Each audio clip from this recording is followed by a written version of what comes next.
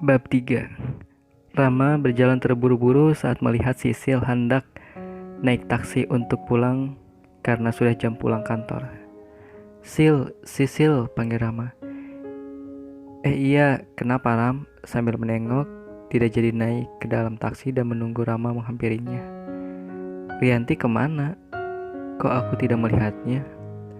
Tanya Rama penasaran sambil melihat Sisil.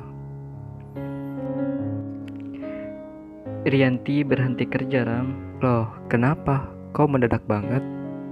Tanya Rama penasaran. Pak Aditya yang suruh dia berhenti, katanya supaya fokus mengurus rumah tangga saja. So sweet sekali kan, Ram? Ucap Sisil sambil tertawa. Aku jadi ingin cepat menikah juga, gumam Sisil. Oh, berhenti ya, gumam Aditya kecewa. Kamu kenapa, Ram? Tanya Sisil padahal dia tahu Rama menyukai Rianti sejak pertama bertemu. Tapi Sisil pura-pura tidak tahu. Dia tidak ingin mencampuri urusan teman-temannya. Tidak apa-apa. Oh, ya sudah kalau begitu aku pulang ya. Sisil berjalan sambil meninggalkan Rama tanpa menunggu jawaban Rama. Sisil menaiki taksi yang sejak tadi menunggunya.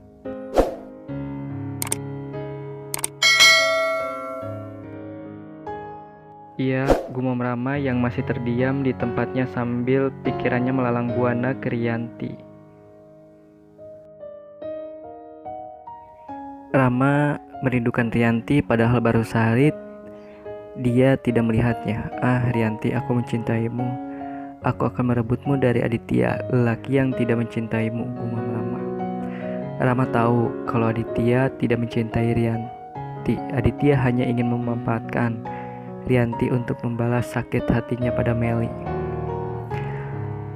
Rama adalah sahabat dari Meli. Dia tahu betul bahwa Aditya yang sangat mencintai Meli, dan Rama juga tahu bahwa dulu Meli meninggalkan Aditya hanya untuk hidup dengan laki-laki lain. Dan sekarang Meli telah kembali. Flashback. Hai Ram, apa kabar? Meli sambil berlari memeluk Rama saat lelaki itu menjemputnya di bandara.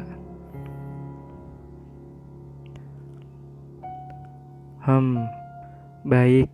Kenapa kamu kembali? Tanya Rama kesal karena dia tahu Meli kembali karena Aditya. Sini sekali kamu, Ram. Apa kamu tidak merindukan sahabatmu yang cantik ini? Ucap Meli sambil mengedipkan sebelah matanya genit. Rindu cantik. Cantik apanya kamu, Mel? Aku heran kenapa dulu Aditya bisa sangat mencintaimu. Rama berkata kesal. Hahaha, kenapa kamu marah sekali padaku, Ram? Tanya Meli sambil tertawa dan mencubit pinggang Rama. Kenapa kamu kembali? Kata Rama dingin. Aku merindukan Aditya.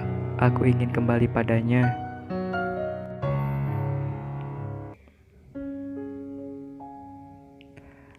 Apa? Kembali? Apa kamu sudah gila? Kemana laki-laki yang dulu kamu ikuti? Apa dia sudah mencampakkanmu? Dia membuangmu? Kesal Rama. Sudahlah Ram, jangan ungkit lagi. Aku tahu aku salah. Aku tahu kamu marah karena aku tidak mendengarkanmu dulu. Tapi sekarang aku menyesal, Ram. Aku sadar ternyata aku tidak bisa jauh dari Aditya. Selama 2 tahun ini, bayangan Aditya selalu hadir di mimpiku. Meli berbicara sambil tunduk dan menahan air mata yang sudah mengenang di matanya. Aditya sudah menikah, ucap Rama pelan, hampir tidak terdengar oleh Meli. Apa? Tadi kamu bilang, Ram, menikah. Aditya sudah menikah, tapi kenapa? Siapa wanita yang dia nikahi? Tidak mungkin, Ram. Kamu pasti berbohong kan? Tanya Meli getir dan air matanya sudah tak terbendung lagi. Meli menangis terisak.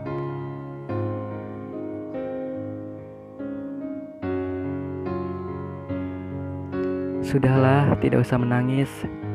Ayo aku antar kamu ke apartemenmu, kata Rama sambil menenteng koper Meli menuju mobilnya. Sedangkan Meli masih terdiam mendengar kata-kata Rama. Tidak mungkin Aditya menikah, Aditya sangat mencintaiku. Aku tidak akan melepaskan Aditya, aku akan merebut kembali milikku. Ya, Aditya hanya milikku seorang, gumam Meli. Flashback off. Di ruangannya, Aditya masih belum pulang, padahal sudah hampir malam. Kenapa kau kembali? Gumam Aditya, pikirannya teringat pada pertemuan dengan Meli semalam.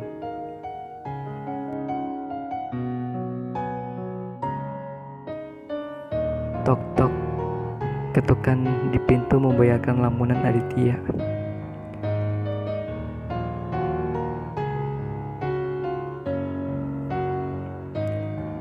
Pak, ada yang ingin Sebelum selesai Tania bicara, seseorang itu telah menyerobot masuk.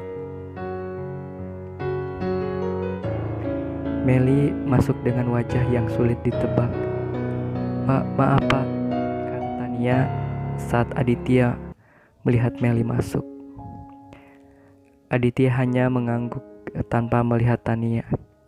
Lalu Tania beranjak keluar dan pulang karena sudah lewat jam pulang, dan meninggalkan bosnya dengan wanita lain di ruangannya.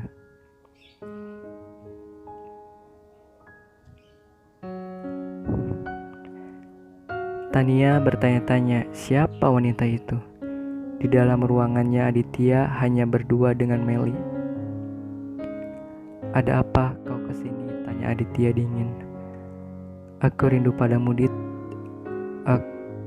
Ucap Meli sambil berjalan ke arah Aditya dan memeluknya. Aditya hanya diam, tak menjawab perkataan Meli. Dia menikmati hembusan napas Meli di tenguknya. Ingin rasanya memeluk Meli karena Aditya juga sebenarnya rindu pada Meli. Tapi sakit hatinya mengalahkan rindu itu.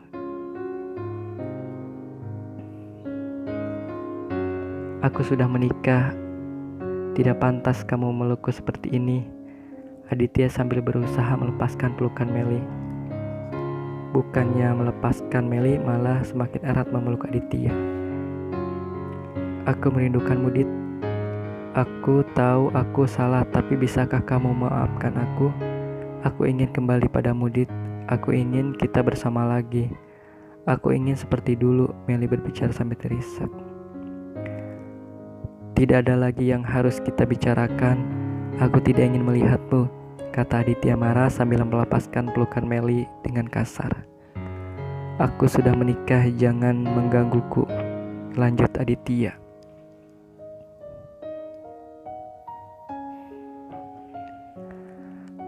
Kau tidak mencintai wanita itu, Dit. Dia hanya kau jadikan pelarianmu saja. Meli kembali berusaha memeluk Aditya, tapi Aditya menepis tangannya. Jangan menggangguku, geram Aditya sambil beranjak dari tempatnya. Tapi Meli malah memeluk Aditya dan mencium bibirnya. Aditya hanya terdiam. Meli melembut pelan bibir Aditya, tapi tidak ada balasan. Meli terus mencium Aditya. Karena Aditya tidak membalas ciumannya, akhirnya Meli melepaskan bibirnya dari bibir Aditya.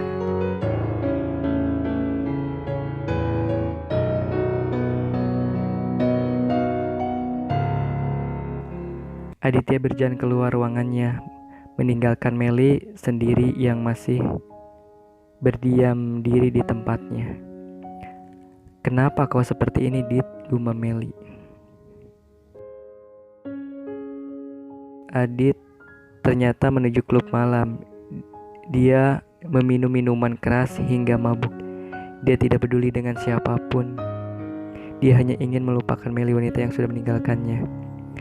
Aditya benar-benar mabuk sampai Johan harus memapahnya keluar klub. "Mari saya antar, Pak," Johan sambil memapah Aditya masuk ke dalam mobil. Lalu mobil melaju. Johan yang adalah asisten Aditya sangat heran karena tidak biasanya bosnya itu minum sampai mabuk. "Aku benci kau, Meli, tapi aku juga mencintaimu, Meli," teriak Aditya dari jok belakang. Johan hanya melirik sekilas pada Aditya. Mobil melaju pelan. Ya, karena walaupun sudah hampir setengah malam, tapi jalan di ibu kota masih saja ramai.